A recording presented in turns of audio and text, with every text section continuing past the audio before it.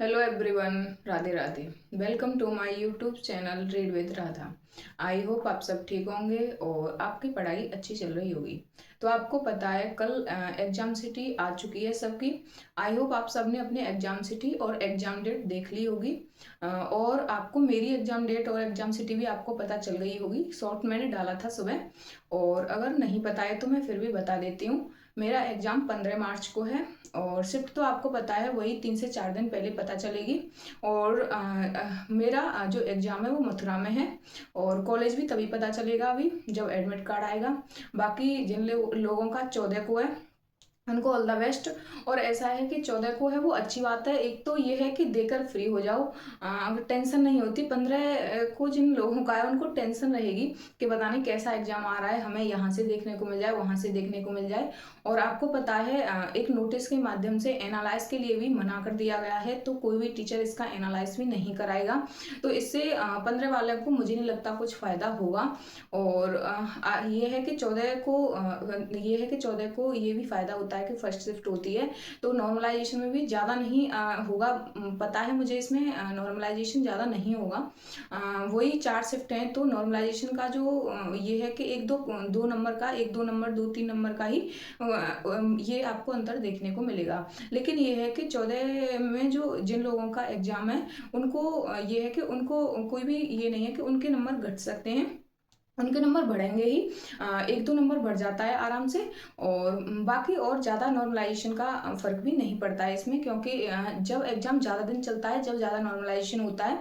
इसका एग्ज़ाम बस 2 दिन में 4 शिफ्ट में है, तो कोई ज़्यादा नॉर्मलाइजेशन इसमें नहीं होगा। तो ये आप सबको मैंने एग्ज़ाम सिटी वगैरह के बारे में बता दिया। अब बात करते हैं हम आज के मॉक टेस्ट की। आपको पता है आज है सैटरडे और टेक्स्ट बुक पर लाइव मॉक टेस्ट आता है। तो आज ये लास्ट है हमारा, ये लास्ट है। और हम अब यहाँ से कल संडे को लगाएंगे बस, और फिर बाकी रिवीजन चलेगा हमारा। बाकी और कोई मॉक टेस्ट आपको डेली लगाने की ज़रूरत नहीं है अब इस टाइम। अब आपको रिवीजन ही करना है। तो आइए एनालाइज करते हैं आज के मॉक टेस्ट का। तो आज अगर बात करें हिंदी में, तो हिंदी में मेरे 33 सही हैं और 7 गलत हैं। और टाइमिंग की अगर बात करें तो समथिंग 8 मिनट से ऊपर मुझे टाइम लगा है। विदाउट OMR है, मैंने OMR नहीं भरी है। तो अगर हिंदी के लेवल की बात करें तो हिंदी का लेवल काफ़ी अच्छा है, और टेक्स्ट बुक पर हमेशा से अच्छा रहता है। और अब और भी बेहतर थोड़ा लेवल इन्होंने हिंदी का कर दिया है। बाकी ये है कि मैंने देखा था मेरी 2 से 3 सिली मिस्टेक भी हो गई हैं। एक अमीर खुसरो से रिलेटेड क्वेश्चन था, उसमें मैंने पढ़ लिया था कि संबंधित है। फिर मैं ये सोच भी रही थी कि 3 से तो संबंधित है, फिर मैं कौन सा ऑप्शन लगाऊं, लेकिन मैंने क्वेश्चन दोबारा नहीं पढ़ा। इस वजह से मेरी ये गलती हो गई। और ऐसे ही 1-2 बर्तनी से क्वेश्चन था, उसमें भी मुझे मेरी सिली मिस्टेक हो गई है। और बाकी हिंदी का लेवल अच्छा था। और हिंदी में अगर बात करें कि आपको कितना करना चाहिए था, कितना हो सकता था हिंदी में, तो हिंदी में अगर आप 32 क्वेश्चन बना पा रहे हैं तो बहुत ही अच्छा स्कोर है, क्योंकि हिंदी का जो लेवल था वो काफ़ी अच्छा दे रखा था। और अब ये है कि कुछ एग्ज़ाम का प्रेशर भी है, तो स्टूडेंट्स के मार्क्स घटते भी हैं, चाहे वो एग्ज़ाम में बैठ कर हो या फिर यहाँ हो। क्योंकि आपको पता है अब ऐसा लग रहा है कि अब होने वाला है एग्ज़ाम, अब होने वाला है, तो एग्ज़ाम का प्रेशर अभी से स्टार्ट हो जाता है। तो ये मेरे हिंदी का स्कोर था। अब बात करते हैं आज मैथ के स्कोर की। तो मैथ में आज मेरा क्या स्कोर रहा, तो मैथ में मेरे 38 क्वेश्चन सही हैं और 2 क्वेश्चन गलत हैं। और टाइमिंग की अगर बात करें तो समथिंग 38 मिनट मुझे टाइम लगा है। मैथ के लेवल की बात करें तो काफ़ी बेहतर लेवल मुझे लगा। और जैसे जैसे मॉक टेस्ट आ रहे हैं, टेक्स्ट बुक के मैथ में एक अपडेट आपको देखने को मिल रहा होगा। काफ़ी बेहतर क्वेश्चंस डाले गए थे, और बेहतर तो हम क्या कहें, जैसे कि हमारे सिलेबस में प्रायिकता, प्रोबेबिलिटी ये नहीं दिए गए हैं, फिर भी इनसे आज अगर देखें आप तो 5 से 6 क्वेश्चन आराम से थे। और 2 क्वेश्चन एंगल से पूछ रखे थे, एडवांस मैथ से, और बाकी मेंसुरेशन से भी क्वेश्चन थे। तो इस तरह से मैथ का लेवल अगर किसी स्टूडेंट ने एडवांस नहीं पढ़ा है तो उसके लिए, एडवांस नहीं पढ़ा, प्रोबेबिलिटी नहीं पढ़ी, तो उसके लिए ये है कि ये मैथ बनाना थोड़ा टफ होगा, मैथ के क्वेश्चंस। क्योंकि आप देख रहे हैं 8 से 10 क्वेश्चन आउट ऑफ सिलेबस जा रहे हैं इसके। तो काफ़ी स्कोर आप कह सकते देंगे, इससे डाउन भी हो सकता है मैथ में स्टूडेंट्स का, अगर उन्होंने ये वाला पोर्शन एडवांस मैथ वाला और जो प्रोबेबिलिटी वाले स्पेशल चैप्टर्स जो हैं वो कवर नहीं किए। तो ये आज के मैथ का लेवल था और काफ़ी बेहतर लेवल था मैथ का। टाइम टेकिंग नहीं था, लेकिन जिन लोगों ने ये चीज़ें पढ़ रखी हैं उनके लिए टाइम टेकिंग नहीं था, उनके लिए टफ नहीं था, लेकिन जिन्होंने नहीं पढ़ी है उनके लिए टफ भी था और टाइम टेकिंग था। तो ये आज के मैथ का लेवल था। और अगर मैथ में बात करें कि आज आपको मैथ में कितने क्वेश्चंस बनाने चाहिए थे, तो मैथ में अगर आज आप 34 क्वेश्चन बना पा रहे हैं तो और बहुत ही अच्छा स्कोर आप कर रहे हैं। मैथ में इतने क्वेश्चंस बनाने लायक थे और इतने आप बना सकते थे। बाकी ये है कि सभी स्टूडेंट्स ने प्रोबेबिलिटी तो शायद पढ़ ही ली होगी, क्योंकि 2017 में इससे क्वेश्चंस आए थे, 2021 में इससे क्वेश्चंस नहीं देखने को मिले हैं। जो स्पेशल चैप्टर्स दे रखे हैं उनसे 2017 में क्वेश्चंस थे, 2021 में नहीं पूछे गए हैं। अब का बाकी पता चलेगा कि अब की बार पूछे जाते हैं कि नहीं। तो ये मैथ का स्कोर था। अब बात करते हैं रीजनिंग की कि रीजनिंग में मेरा क्या स्कोर रहा। तो रीजनिंग में मेरे 40 में से 40 ठीक हैं, और रीजनिंग में मेरे 40 में से 40 ठीक है। और टाइमिंग की अगर बात करें तो समथिंग 33 मिनट मुझे टाइम लगा है। और रीजनिंग की अगर बात करें तो रीजनिंग हम ईजी तो नहीं कहेंगे, ईजी टू मॉडरेट थी रीजनिंग। और ये है कि कभी कभी ऐसा होता है कि माइंड काम नहीं करता, तो सरल से सरल कोई भी सरल से सरल क्वेश्चन है वो भी गलत हो जाता है, तो उसमें ऐसा नहीं है। और कभी कभी ऐसा होता है कि हाँ हमारा माइंड ठीक प्रॉपर काम कर रहा है तो कोई टफ क्वेश्चन भी आ जाए वो भी हमारा सॉल्व हो जाता है और विद इन टाइम सॉल्व हो जाता है।